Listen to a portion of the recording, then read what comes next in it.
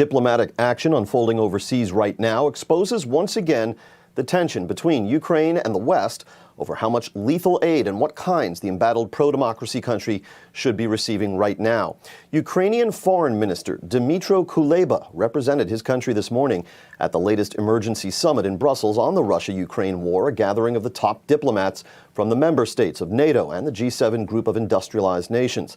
The point man for Ukraine's diplomacy throughout the whole crisis. Kuleba told the foreign ministers this morning, quote, "My agenda is very simple. Weapons, weapons, and weapons," which Kuleba said would serve the cause of peace in Ukraine. The U.S., however, has balked at handing over offensive weapons systems, citing the possibility of escalation to the point of World War III. White House Press Secretary Jen Psaki yesterday defended the Biden administration's record of security assistance to Ukraine and described the allies' use of economic sanctions as the means by which, over time, they hope to force Russia to choose between the future of its economy or the maintenance of the war right now.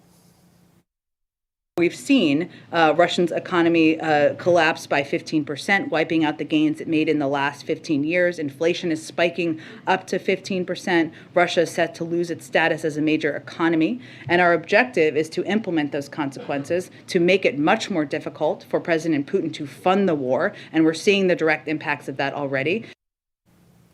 Former President Barack Obama, who made his first return visit to the White House this week, told a Chicago audience yesterday he isn't sure that the Vladimir Putin he got to know across 8 years in power in the White House is the same man, quote, leading this charge today. He was always ruthless. You witnessed what he did in Chechnya. He had no qualms about crushing those who he considered a threat. That's not new. For him to bet the farm in this way, I would not have necessarily predicted from him 5 years ago.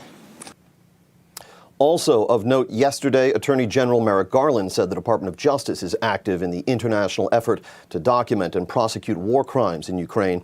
Today, we are also keeping an eye out for more Allied sanctions activity on what U.S. officials call SOEs, that's Russian state-owned enterprises.